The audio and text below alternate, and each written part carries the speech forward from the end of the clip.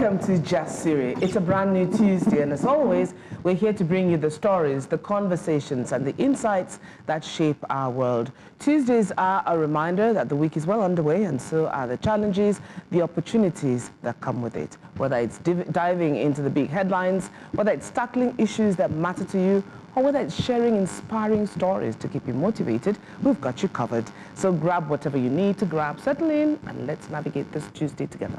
Welcome again to Just Siri, where bold conversations begin. You're feeling light. Anyway, today we start the show by turning our focus to Global Citizens Move Afrika campaign. Now, many of us have heard about the Global Citizen organization, but we might not be sure exactly what they do. Global Citizen has introduced a new initiative targeted at the continent, Move Afrika, with the aim of addressing economic inequities. Is it inequities? I'm the one who wrote it, so oh my God. Voice your demon. I'm the one who wrote it, can you imagine? Of course, by fostering job creation, skill development, and entrepreneurship across Africa's creative economies. It's not happening again. From Kigali to Lagos, this campaign brings together world-class artists, local talent, and communities to spark transformative change. That said, joining us to dive into the vision behind Move Afrika, its achievements so far, and its ambitious plans to amplify Africa's voice on the global stage, we have two phenomenal women. Ifeoma Chuks-Adizue, who is the Managing Director, Africa for Global Citizen. Ifeoma spearheads the organization's activities in Africa and is also a passionate advocate for women and for girls, as well as author of 2 books. We also have Liz Agbor-Tabi, the Vice President for Global Policy and Strategic Relationships at Global Citizen. She has served as a U.S. Presidential Management Fellow at the United States Department of Health and Human Services and with the Rockefeller Foundation as well. Liz and Ifeoma. Ladies, welcome to Just Siri. Welcome, welcome. So beautiful. Yay!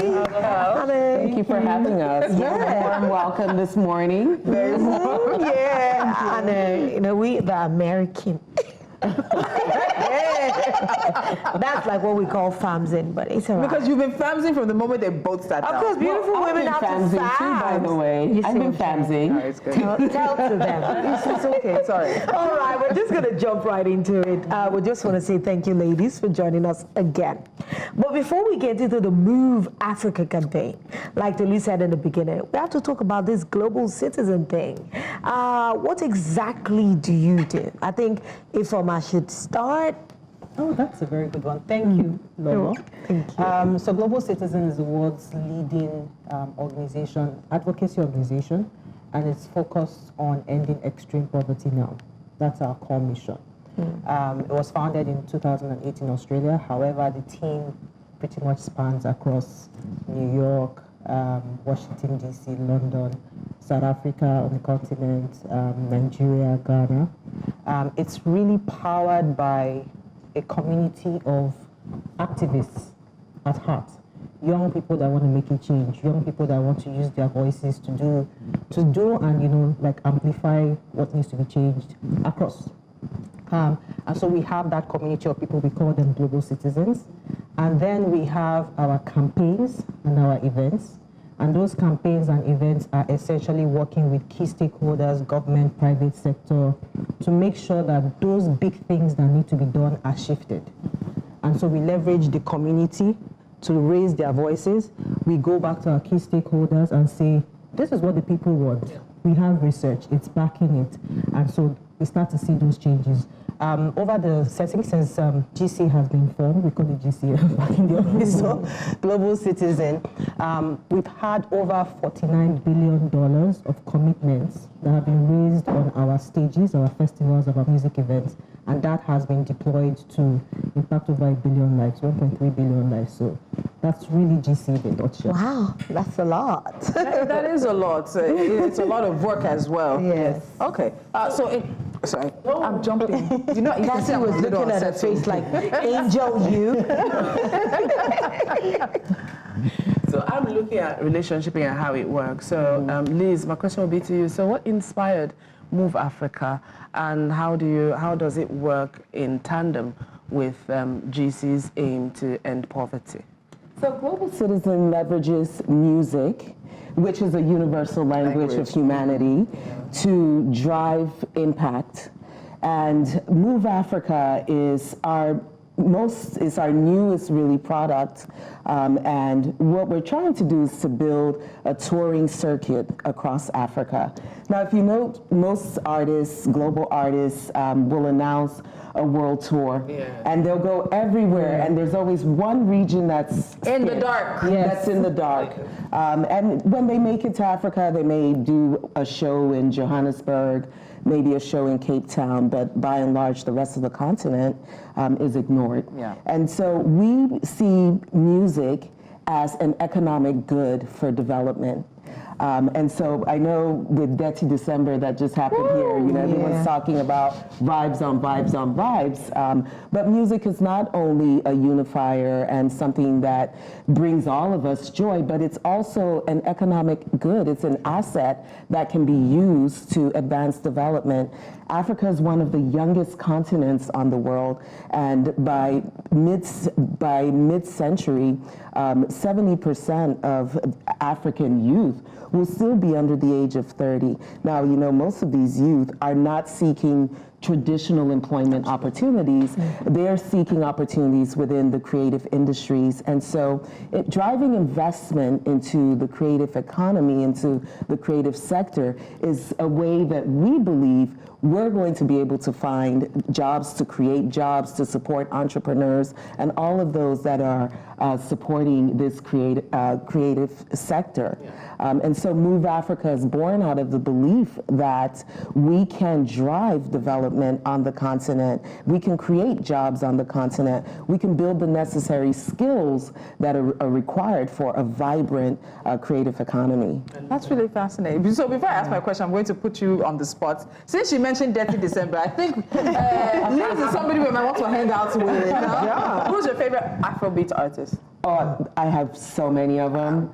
But you know, we work with so many artists, and they're all incredibly talented. I can't give you just one. You're going to give me another political answer too, right? You bet. Fine, I'll let it go. But you know, some of the usual suspects, which I'm sure y'all are listening to all of December.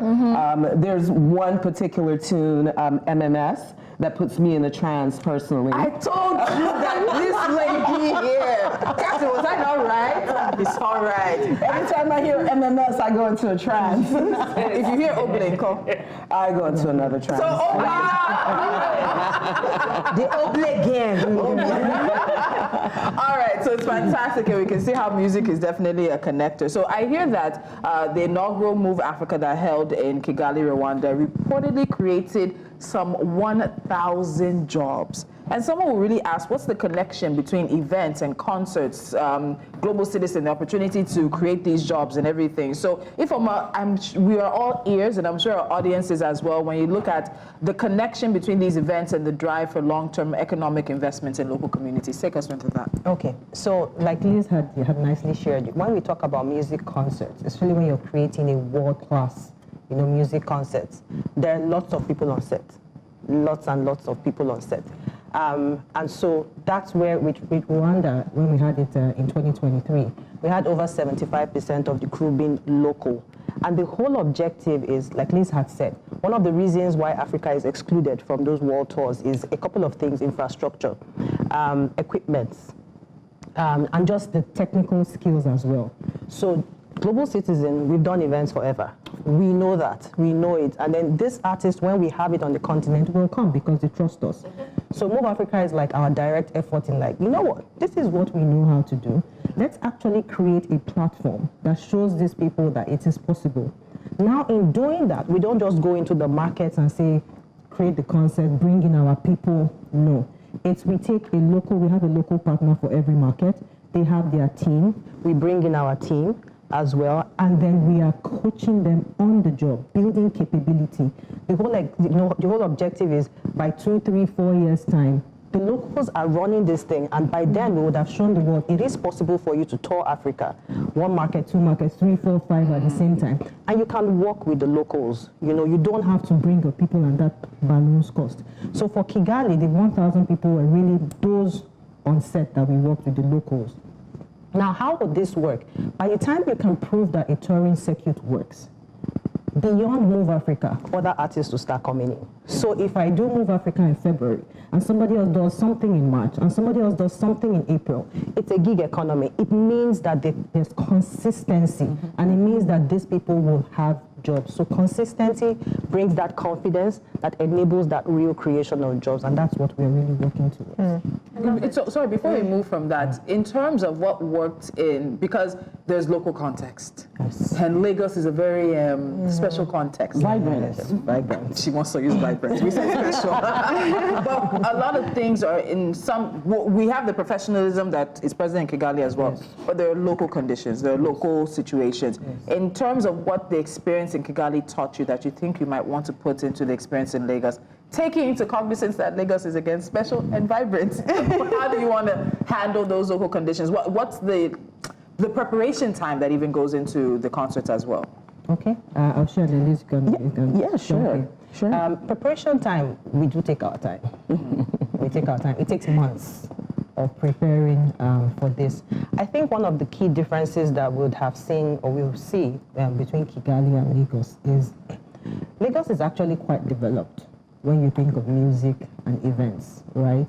And so when it comes to our preparation time, we still have the same thing in terms of partners that we're working with and then building capability. For what we're doing in Lagos is really an introduction into the Move Afrika itself, you know. And then as we come in market, we would learn and see what's different. We had a concert in 2021. Yes. And that was during the COVID era, and so it's a much smaller event. Yes, much smaller. And I think the bigger you go, the more learnings you get. So as we go on this journey, we will get more learnings. I think that for me is what comes to me. Yeah, you know, another thing that's really unique about this model is we're not just bringing in artists and talent from the north and superimposing on the local context. There's actually a shared platform, and that shared platform, you see it in the job sharing that Ife referred to earlier. So we bring in our heads of production and we pair them with local producers, and they work on this project together, and there's a skills transfer, skills exchange. Also, we like to leverage whatever assets are available locally, and that's everything from gear to equipment to the talent, right? And so what you'll find on our stage is that, yes, the show will be headlined by multi-award winning You're letting platinum it out of the bag. I'm not letting it out yet. And also you will see an integration of local culture because Nigeria does have such a rich cultural heritage, and we want to celebrate that. We want to show the best of Africa. We want to put it on a global stage, and that's really what the spirit of Move Afrika. Wow, I'm excited. So am I. Yeah. They all love concert on this table because they're all wearing non-work clothes to concert. You're doing Shine Disco Ball. Okay. She's always prepared. I'm demure. And mindful. I'm mindful. Choose her side. We will not hear the end of this. I was super excited because I wanted to ask Tolu asked a part of the question, and this is supposed to be Blessing's question, so I'm just going to... She's answered it. She's answered it. Of course, it will impact us and would achieve somewhat. So who's headlining? No, wait, let's talk a little bit about impact. Exactly. I wanted to. So one thing that differentiates Move Afrika from your average concert, right? You're start on time, especially in Lagos. Well, we're always on time, and our production standards are stellar, if I must say so. But one thing that differentiates us is the social impact that we are also able to drive, in addition to just great world-class entertainment. And so there are many ways to earn your access to Move Afrika, right? And so one of the things that we're going to be announcing here is our social impact activation. So you can go onto the Global Citizen website and you can sign up to become a global citizen, and then you can do things like take quizzes or sign petitions or do outreach to decision and policy makers, and that gives you an opportunity to earn a ticket. So $0, $0, but you're able to earn a ticket to Move Afrika by taking action on the Global Citizen platform. And then we'll also have an in-person opportunity where people can come out and learn about some of the policy initiatives that we're driving and be able to participate. There'll be volunteer opportunities as well, and that enables them to be able to earn a ticket. And so it's vibes, of course, but it's vibes with impact. Yeah. And that really differentiates the Global Citizen Move Afrika model. Singing in my head, I'm feeling vibes on impact. Right? Vibes on impact. Wow. I just want to know if you ladies know who and who. Who and who will be performing in this at the Move Africa. I'm so excited about this part. Because I didn't know, because my girls, you know, I didn't tell them. We They don't follow know. songs. They don't know. Say it. Do you want me to say it or you want to say it? Let's count down. 3, 2, 1. So EGOT winning. That's Emmys, Grammy, Oscar, and Tony. Yes. Multi-platinum. Artist. And producer. Father of, is it 4 or be 5 now? 4. 4. Yes. Is he a legend? John Legend. Yes. Come backstage. I'll take a photo. Yes, John Legend is coming to Lagos, Nigeria on February 25th at the Palms with Global Citizen Move Afrika. And I hope you are all going to be there. Please, we'll talk about this in camera. And I hope all your friends are going to be there. I want a photo. But it's going to be a great night of entertainment and of impact. You know, you were talking about local impact, production, and talent. Please, this one I could not find out. Can you tell us? Well, this one I'm not at liberty to share just yet. But what I can say is watch this space, and wow, we'll no hints, no clue. Let's send people. But they're going to be local artists on stage. I can say there's going to be integration of local culture. And yeah, it's going to be super exciting. Local culture can mean anything. It can mean Labaja, it can mean Ayestar, it can mean anything. They're not giving us any hints. So. I'm sorry? When will we have hints? So someone Well, we're going to be making announcements across this week. Wow. Watch this space. So I have a question when you were talking about how people could become part of this. And I think it's sort of, you know, in this day and age, there's a lot of conversation about performative actions that people tend to take on social media because, oh, you know, I'm at an orphanage, or I'm doing something for my birthday, I'm doing this. So you talk about the fact that people can do certain things to earn access, but it's almost like we're dangling a prize in front of them. So what happens? How do we continue to get them to continue the action after the concerts stop? Well, this is why we moved from a one-off model to multi-year engagement in each of the markets that we enter into. So, you know, we did an event on the hills of Madiba, Nelson Mandela's centennial in South Africa in 2018. We did another event in Ghana in 2022, and we did a smaller event here in 2021. And what we've done is we've we've moved away from that. We're doing 5-year engagements, and so that's what we're really looking to bring to the Nigerian market, a multi-year engagement so that we can continue to drive impact at scale, and that each year that we come back, we can deepen our footprint, we can double down on the capacity building, we can drive investment into the sector, and we can continue to demonstrate that, in fact, live music is a viable economic good for development. And so, you know, social media is always going to be a place where we can connect with young people.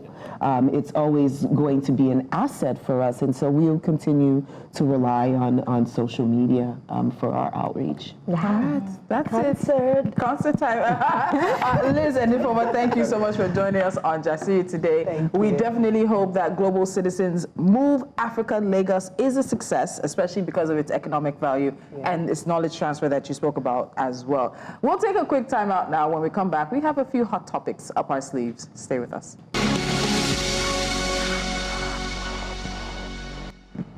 The excitement is still in the air about the Global Citizen, what I say, kind of, what do they call it? Concerts, exactly.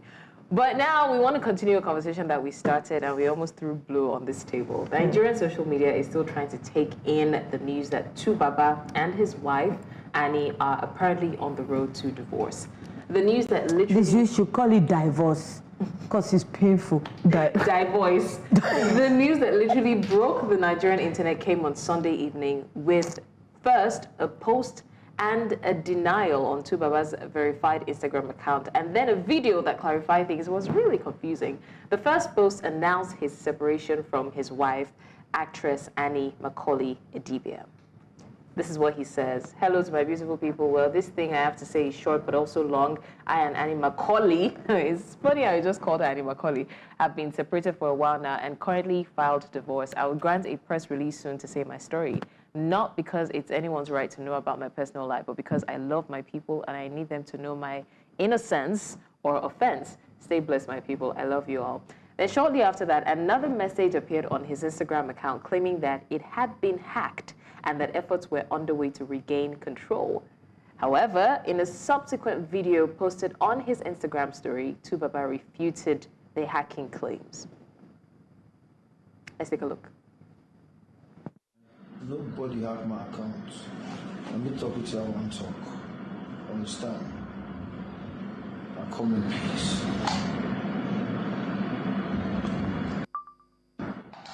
Yo, my people, man, nobody hacked my account. Let me talk with you, I want to talk. Understand? I come in peace. And Baba says he comes in peace. Now, there have been several reactions regarding this announcement, and it comes after Annie Idibia's appearance in season 3 of an African celebrity reality show, which raised concerns about her well-being. The couple's relationship has faced public challenges over the years, including disputes involving Baba's previous relationships and family dynamics. These issues have often been highlighted in the media, contributing to ongoing speculation about the stability of their marriage. In this latest season, Annie revealed that she suffered a miscarriage while pregnant with twins. Let's take some of the reactions before we talk, and there are lots, but we chose some specific ones. Now, this reaction comes from Toke Makinwa. She actually posted under Baba's initial, I think the video he posted, and said a few things, but basically this says, I'm not one for too much talk, but what is wrong is wrong. And as a woman, if you sit on the fence on this one, if it misses you, it'll touch your daughter or any family or any female in your family. No one is innocent. And if you want to bring the media into it, knowing what is happening, we would fight for her. She has another one as well. Nobody is asking anybody to stay in a situation that's not serving them any purpose anymore. By all means, leave if you must. But why bring this online this very moment? We know what is going on behind closed doors. The world doesn't know anything. It's already been hectic with opinions flying around. And when I say we will fight for her, I'm not talking about the general public. A handful of people know the truth and time will tell. Timing is everything. Empathy is everything. You constantly preach love. You cannot add to the narrative that's out there when you know what is really happening behind closed doors. Who else do we have? This is from Mary Remy Njoku. Bro, Annie has a family. Your sister-in-laws are many, and we've stayed quiet out of respect for her tough choices. But since you've decided to humiliate her at her lowest, no wahala. It's your choice. Just make sure she's healthy and okay, because when the time comes, we have plenty of questions for you. Man, let's see what else we have. This is from, Doris Ogala. I need glasses. I need Lolo's glasses. Let's go back to what Doris Ogala had, the first one. This thing is a projection on their marriage. It's long overdue, though Annie is not innocent. But trust me, whatever she did was because she doesn't want to lose Two-Face. This thing, na juju tussle. But the other one upgraded because she has a witch doctor on her side. The victim here is Tubaba. I think Doris is an actress. I believe she is. Daniel Rega, he said Two-Face coming online to announce his separation from Annie is kind of petty. This better not be for that reality show. And even if both are having real life issues and he wants to get a divorce, there's no reason to make it messy. Both need to handle the situation like grown adults, at least for the sake of their children. It doesn't matter who's the problem. Yemi Fash says, if Two-Face was simply an artisan or middle-class man, Annie would have left many years ago. Women set rules and unrealistic expectations for poor men. When Annie is in Two-Face, I can't read today, please. Without Annie in Two-Face's history, he remains the renowned Afrobeat legend. Without the DBS surname, Annie is just an ordinary unknown woman with no relevance. Haba. Wow. Hey God, when they say women, now only them know waiting them see, come decide, say them no do again, and that is fair and fine. But posting about it, knowing how this woman has been tagged most understanding wife, and then making a video in a berating manner, Two-Face didn't have to post about the ending of a marriage that wasn't even the bane of his online presence. Knowing how she's currently being dragged, he could have just kept it off social media and let the woman heal in peace. I'm happy she's free now, Sha. I hope she finds herself and heals quickly. Also, why is he announcing it like he won a trophy? So distasteful. Wow, I said we had comments. Men, this is the last one. Okay. Men need to stop arguing over Tubaba and Annie Idibia. There's a reason why males make up 50% of the population, but nearly 80% of suicides. Stop trying to make a case on anything relating to marriages and relationships. Men never win, never get sympathy. Men are always scum, always cheat, always a nobody until a woman comes, always the abusers and can never be victim, always guilty. If you like, don't protect yourself and be playing to the gallery. The day you or your son or brother will be on the receiving end, you'll understand why suicide rate is 4 times higher amongst men than women. Honestly, I sat down yesterday and I looked at everything from all the sides I could think of it. And I just came to a conclusion. I do not think either of them, I don't think it's a problem of who is to blame. When a marriage crashes, as a divorced woman myself, everybody has their own issues. It depends on whose side you park your car. That's what you would use the lens to look at the other party. I know that nobody is without a blame when a marriage comes crashing. The only thing I just expect is for the maturity to be able to deal with their issues under the covers. Because whatever happens, somebody is going to suffer more. And right now, the rumor is that Annie is a bit unwell and she's going through some kind of rehabilitation. And looking at Two-Face in that video, I cannot tell you lie. I see so much more. Like, I can see pain, I can see, there's just something that he himself needs to heal off. So I just think they should take this thing off social media. Let them deal with it. I'm not, even if it's not amicable, you know, they have growing children. Yeah. And one of their children has alluded to being bullied. Imagine what's going to happen to that child, even with this kind of dirty linen washing. Look at everybody now.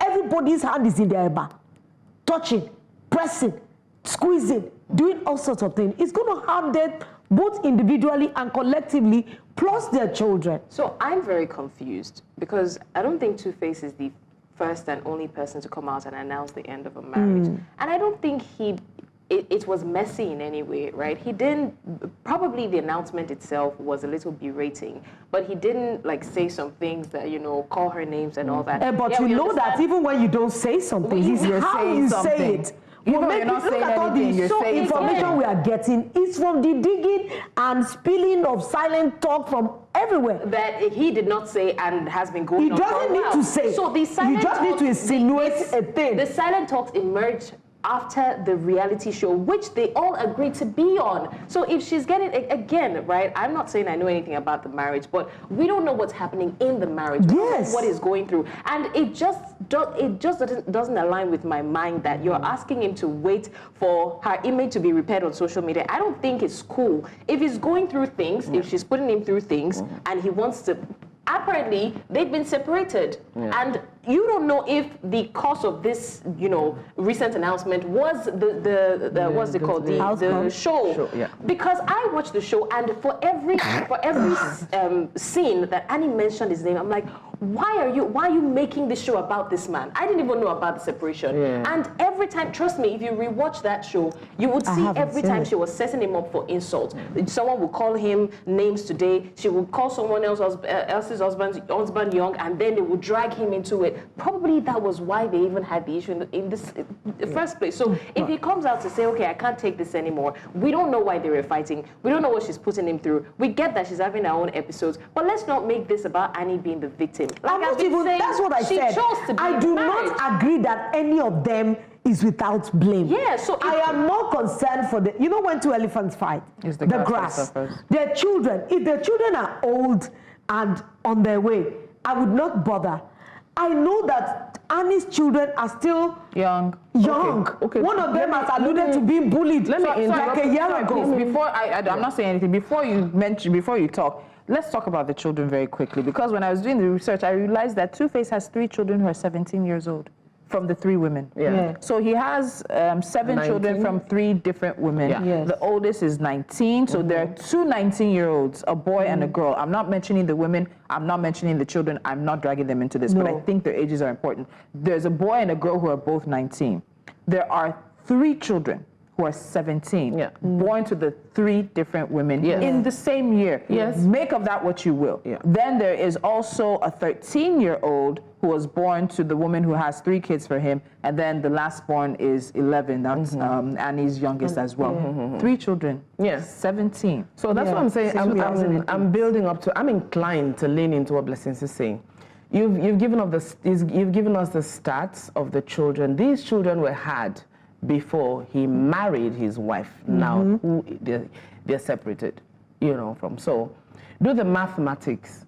These children were had, there were no lies. Even in fact, if we cast our minds back, we can remember when Nigerians were hailing to Baba at the time that, it's a man, he's not neglecting his children. In fact, he's taking care of his children.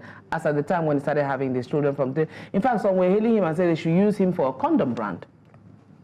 Now, all these children were had before. I remember. I do remember very clearly too. She's talking facts. All these children were had before he married his wife, and that's why everybody called her the biggest mommy or the mommy, because that was understanding why. That was part of the things that endeared people to Annie. It did not endear me to her. I'm just saying that was the talk. If we're strolling the streets of social media, Lola mentioned that the kids... She was held up as an epitome of an understanding wife. Exactly.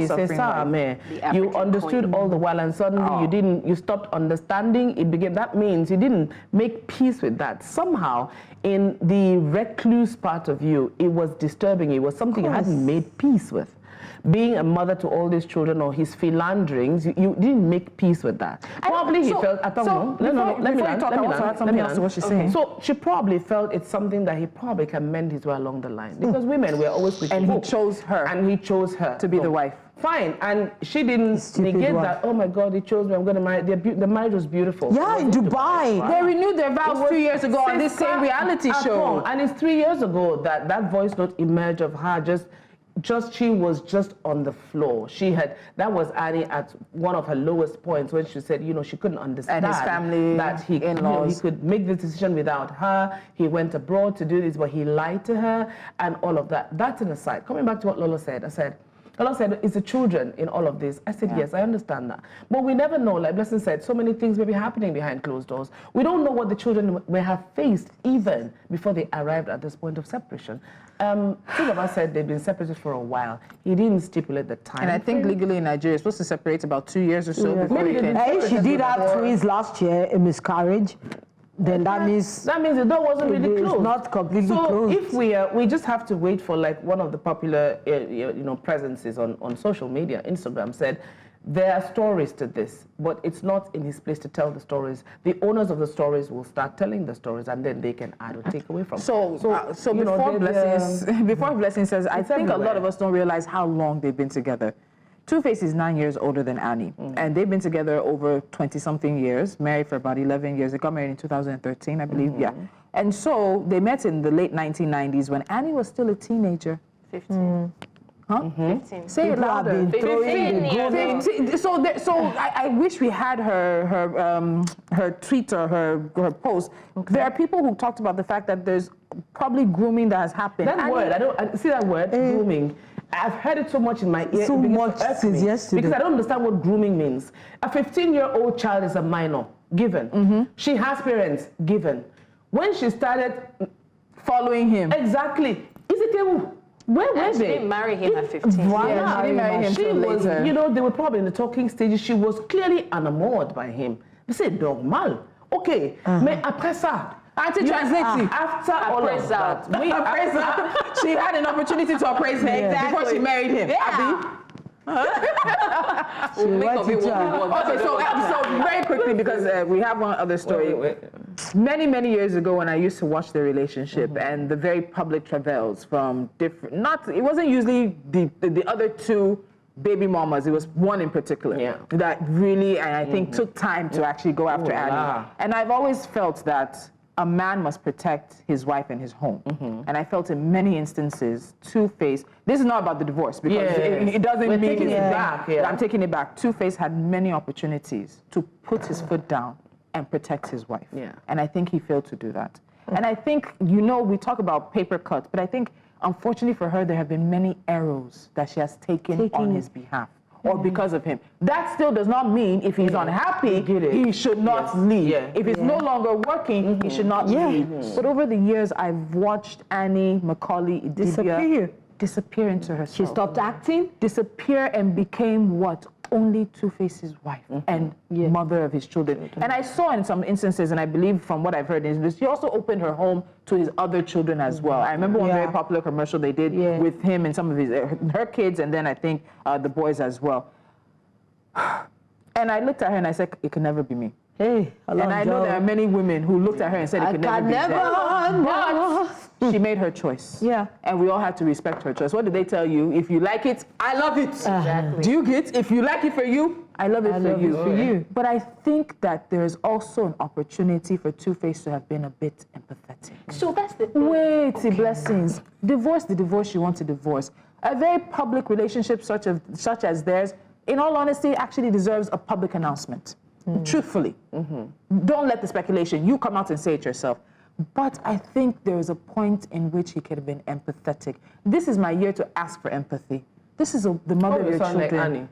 Yes, I noticed mother. Since January, Tola's been asking for empathy. That's all She's she the wants. mother of your children. She's the stepmother to your other children. She's opened her. You know the things that she has taken. Don't look at me like that. So you know the things that she has taken on your behalf. Even if it was to delay the announcement by just 2 weeks. I'm not saying don't announce. I'm not saying don't separate. I'm not saying if you're not happy, don't go. When we sat on this table yesterday, I said something. When you have running when the cameras were running or when the cameras were not running? No, I didn't I say when the cameras were running. When you have diarrhea. When you have diarrhea, do you choose when and where you want to go to the bathroom? It catches you. So what I even want to say is, why are we assuming that Two-Face always loved her as much? I didn't want to go there. Because I don't want to go there. I think it's the understanding wife that he married. He chose for a reason. She chose him, but he also chose her for a reason. Do you want to know the reason? He had his reasons. Did he choose her? Necessarily. Did he really choose her? He did, but he had his reasons. If you hear many, I wish her. No, I'm not saying we can't finish this discussion. No. Friday, we have to I wish we had binoculars because I want to look into this Catherine's soul here. Friday will be a hot topic special. There was a clip where he said Annie's at home, but we're still here searching. I saw it this morning. I'm talking about. wondering why. And it's a recent clip. So no, it's a recent clip. So that means the separation has happened. So when he talks about we're here searching, in his head, he's likely referencing the fact that I moved on. Because it's very easy for some people to move on. I like it. There are people that tell you marry a man who loves you more than you love him. Exactly. Or even as much. And some people will point to this situation and say this is why. Maybe he also flipped the script and married somebody who loved him more than him. Yes, of course. But she's literally laid down and I want to say turned herself into a doormat again over the past 20-something years. I feel like Annie had weaponized, but I'm still angry. Weaponized that infidelity. Let's be honest, because every time, even on this reality show, she'll be like, my first child is this third, I'll be fourth. Yeah, so she has weaponized the storyline without anything related to it. Exactly. So she has weaponized the thinking that will make him, that will guilt trip him into loving her. You see, if we're going to dig into Annie, I have many stabs I can take to her. I have daggers and where to put it. But the thing is, at this material time, empathy. Why? Because she's going through she set herself if you had any iota of love for her, if he remembered any of the times that this woman probably broke down, he will remember that and say, you know what? Whatever you're going through, I can give you 2 weeks. He can call her representatives, call There's her so family. many things we're speaking about on this table. How are we sure he didn't do that? Because if you have been separated for 2 years and you didn't announce it within that time, every time I think of them, I think of Bobby Brown and Whitney. Do you know that some women that when you do Bobby this, Brown they start and crying. Whitney. Once you do Even this, though I don't want to say anything, he held forth. I think of that. So if they had been separated, why was she still using his name on this reality show? So don't forget, you're watching a show that has been recorded, pre-recorded. So it's like, because looking at some of the things they reference, I think this thing was recorded early last year. Yeah, but he didn't. And it possibly was during a time that maybe she thought that because she had just had a miscarriage, or she had a miscarriage in 2023. Why is she always weaponizing her situation? We can't go for the next story, because do you have time for the next story? I think we do. Okay, so they want to go. In December, there was a lot of controversy. It's your story. That's why you're reading it. Yeah.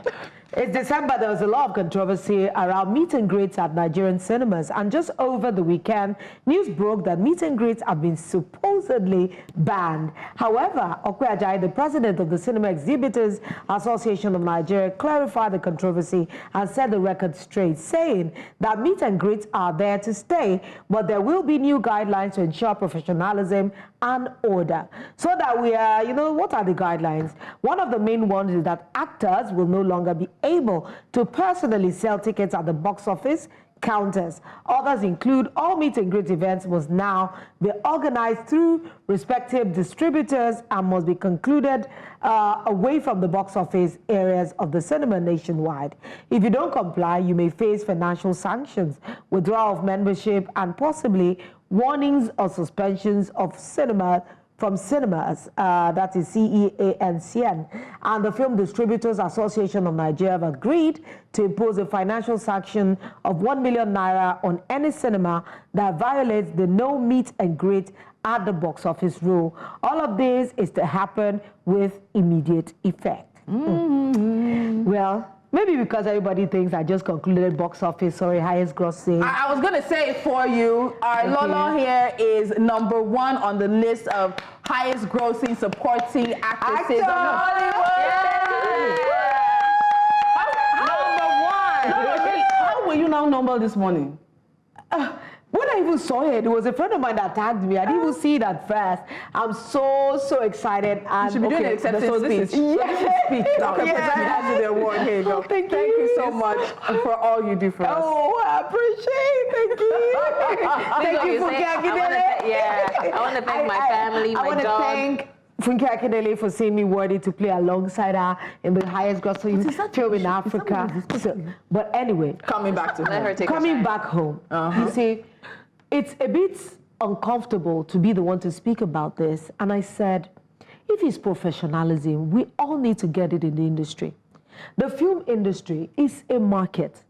Every time I go to a Shodi or I go to Mushi Market, have you not seen 20 women selling pepper on the same line? Everybody canvasses, everybody advocates for their goods, but there are always a decorous way to do it without becoming unruly. And those are the things I take exception for, especially when it comes to box office queens.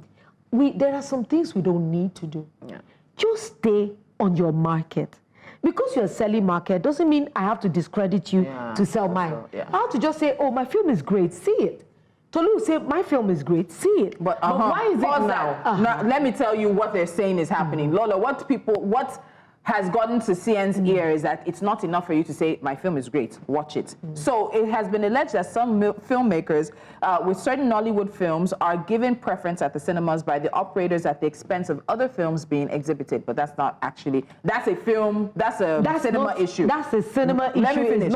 They also allege that cinema owners and their employees promote certain films over others, discouraging their efforts and return on investment. Complaints also include that cinema operators favor some productions over others, including employees when wearing branded T-shirts of certain films, and there's also cinema buffs and movie fans telling other people to watch this movie. There are also allegations that operators even change a viewing time for another just to accommodate more of the fans of a particular film, which is often highly anticipated with established stars. And in some cases, the film is given more viewing slots than others, while in another scenario, a film apparently was scheduled in a hall with a faulty air conditioner. There are also claims that movies are not shown at their allotted cinema times, despite having show times. But do you know this conversation is not a conversation you're going to have with me? Oh, I'm bringing him. Yeah, I know. I'm saying we need to have cinema owners, distributors sitting on this table.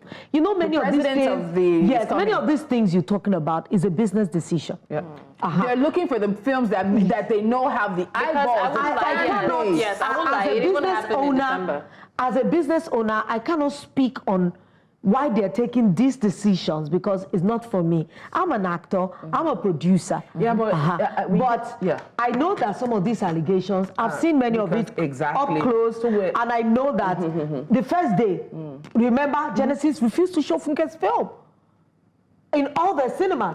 She lost the first 2 days with them because they had issues. But some of these decisions, some of these talk, or we need to sit down with distributors. We need to sit down with cinema owners so that they can tell us, because none of this is talking to producers. You guys don't make those decisions. We don't make those decisions. I can't determine what showing time I'm going to show a movie or why they moved one for the other. And I don't know the business decision that make them come to those decisions. Yeah. The only one I can speak of is we don't need a fight. We don't need to cross. It's not a war. Yeah. It's just like marketing to me. If you can market effectively and people appreciate your marketing effort, they might decide to pitch their tent with you. All right, well, let's put a pin in it. So let me give them the gist. So sometime next week, I think it's Tuesday, we're supposed to have the CEO of the Cinema Exhibitors Association of Nigeria, which represents the biggest chains of movie theaters in Nigeria. So he's going to be on the table. He's going to be answering questions. Yeah. And on that note, that's where we'll leave it this Tuesday morning on Jasiri. Thank you for starting your day with us and for staying with us as we explore the stories, ideas, and conversations that matter the most. As you step into the rest of your day today, remember to stay informed. Oh, I thought you wanted to stay inspired and keep making bold moves toward a brighter future. We'll be back tomorrow with more engaging discussions and thought-provoking insights. Until then, stay bold, stay safe, and as always, stay Jasiri. Peace out.